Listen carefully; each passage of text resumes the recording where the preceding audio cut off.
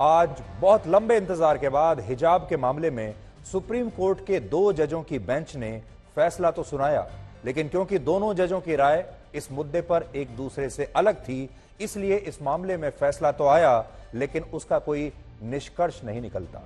आज हम आपको यह बताएंगे कि इस बिना नतीजे वाले फैसले के मायने क्या हैं और भारत के 15 लाख स्कूलों में जो 25 करोड़ बच्चे पढ़ते हैं, उनके भविष्य पर इस फैसले का क्या असर होगा। इस पूरे फैसले को स्प्लिट वर्डिक्ट कहा जा रहा है, यानी किसी मुद्दे पर दिया गया एक ऐसा विभाजित फैसला जिसमें सुप्रीम कोर्ट के दोनों जजों की राय अलग अलग थी। और जब किसी कानूनी मामले में ऐसा होता है तो उस केस को सुप्रीम कोर्ट के मुख्य न्यायाधीश के पास वापस भेज दिया जाता है। और यह ठीक वैसा ही है जैसे कोई ट्रेन अपनी मंजिल पर ना पहुंचकर वापस उसी स्टेशन पर आकर खड़ी हो जाए जहां से वो चली थी। और हिजाब के मामले में भी अभी ऐसा ही हुआ है। आपके लिए जो बड़ी समझने की बात यह है कि हिजाब के मामले में आज सुप्रीम कोर्ट भी कोई अंतिम फैसला नहीं ले पाया, और यह बहुत ही निर्णायक फैसला होगा। जब भी इस पर कोई फैसला होगा, यह एक टर्निंग पॉइंट होगा। हिजाब मामले की सुनवाई सुप्रीम कोर्ट की 2 जजों वाली बेंच ने की, जिनमें एक हैं जस्टिस हेमंत गुप्ता और दूसरे हैं जस्टिस सुधांशु धुलिया।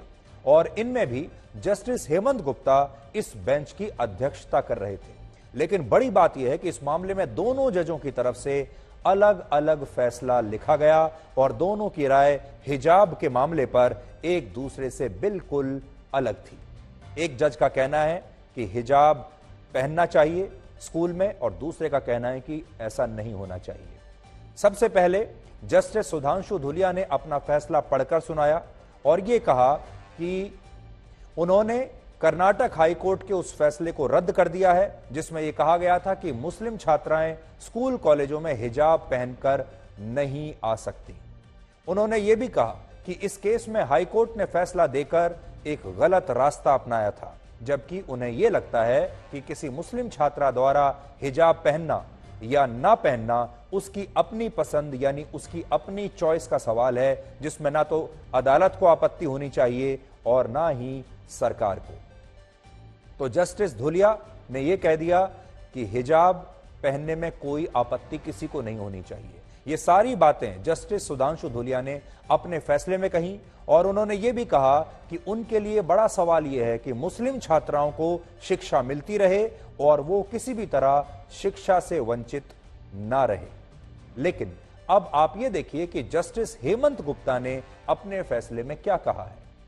उन्होंने कर्नाटक हाईकोर्ट और कर्नाटक सरकार के फैसले को बिल्कुल सही माना है और यह कहा है कि मुस्लिम छात्राओं को हिजाब पहनकर क्लासेस अटेंड करने की अनुमति नहीं दी जा सकती। और सबसे अहम, उन्होंने अपने फैसले में 11 बहुत महत्वपूर्ण सवाल भी उठाए हैं।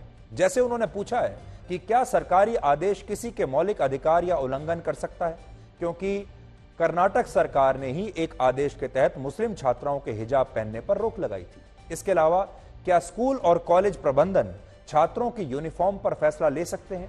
क्या इस मामले को संविधान पीठ के पास भेजा जा सकता है? और क्या इस्लाम में हिजाब पहनना अनिवार्य है?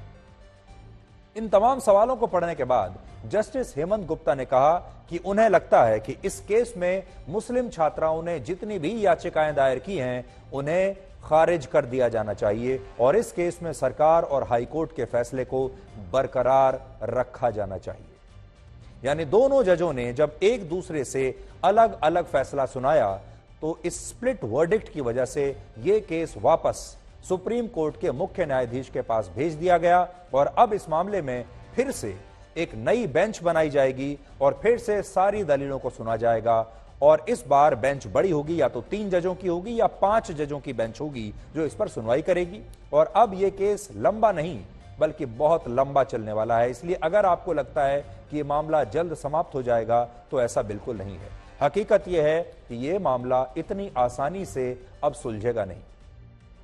एक और बात, अब जब तक सुप्रीम कोर्ट इस मामले में कोई नया फैसला नहीं सुनाती, तब तक कर्नाटक हाईकोर्ट के फैसले की यथास्थिति को बरकरार रखा जाएगा, जिसमें यह कहा गया कि मुस्लिम छात्राएं हिजाब पहनने की जिद नहीं कर सकती क्योंकि यह उनका संवैधानिक अधिकार नहीं है। कि आज के फैसले में जो बड़ी बातें लिखी हैं वो पहले मैं आपको पढ़कर सुनाना चाहता हूं। सबसे पहले आपको बताता हूं कि जस्टिस सुधांशु धुलिया ने अपने जजमेंट में क्या खास बातें कही हैं। उन्होंने लिखा है, comparison of a school with a war room or defense camp seems odd to say the least. Schools are not required to have the discipline and regimentation of a military camp. वो ये कह रहे हैं कि school तो school है, ये कोई मिलिट्री कैंप नहीं है, ये कोई रेजिमेंट नहीं है जहां इस कदर ऐसा डिसिप्लिन बनाया जाए कि उसमें यह बता दिया जाए कि कौन आदमी क्या पहनेगा, या इतने अनुशासन की आवश्यकता नहीं है। It is necessary to have discipline in schools, but discipline not at the cost of freedom, not at the cost of dignity. Asking a pre-university school girl to take off her hijab at her school gate is an invasion on her privacy and dignity. बिल्कुल स्पष्ट justice Sudhanshu Dhulia ने लिख दिया है कि आप किसी मुस्लिम छात्रा को स्कूल के गेट पर अगर यह कहते हैं कि आप स्कूल के अंदर हिजाब नहीं पहन सकते, तो ये उसकी प्राइवेसी का हनन है, उसकी डिग्निटी का हनन है, और जो स्कूल का जो डिसिप्लिन है वो आजादी की कीमत पर नहीं होना चाहिए, डिग्निटी की कीमत पर नहीं होना चाहिए। यानी वो साफ साफ कह रहे हैं कि स्कूल में हिजाब पहनने में कोई आपत्ति नहीं है, हिजाब पहना जा सकता है। ये एक जज की राय है जो उनका जजमेंट है। अब देखिए जस्टिस हेमंत गुप्ता क्या कहते हैं, जिनकी राय इससे बिल्कुल उलट है। उन्होंने लिखा है, the uniform prescribed would lose its meaning if the student is permitted to add or subtract any part of uniform. School की जो यूनिफॉर्म है वो वैसी ही होनी चाहिए, छात्रों को इसका कोई अधिकार नहीं होना चाहिए कि वो उसमें कुछ भी ऐड कर सकें या उसमें से कुछ भी हटा सकें। The schools are nurseries for training the citizen for future endeavours. If the norms of the uniform in the school are permitted to be breached, then what kind of discipline is sought to impart it to the students? उनका यह साफ कहना है। और वो आगे कहते हैं, the students are required to follow the discipline of the school in the matter of uniform. They have no right to be in the school in violation of the mandate of the uniform prescribed under the statute and the rules. इनकी राय बिल्कुल अलग है। ये कहते हैं कि school की जो यूनिफॉर्म है वो सबके लिए बराबर होनी चाहिए, हर छात्र के लिए बराबर होनी चाहिए, और किसी छात्र को यह अधिकार नहीं होना चाहिए कि वो स्कूल के अनुशासन को तोड़े और उस यूनिफॉर्म में अपने हिसाब से फेरबदल कर सके। तो ये दो राय जो हैं जजों की हमने आपको बता दी। एक ही अदालत के दो जज हिजाब को अलग अलग तरीके से देख रहे हैं।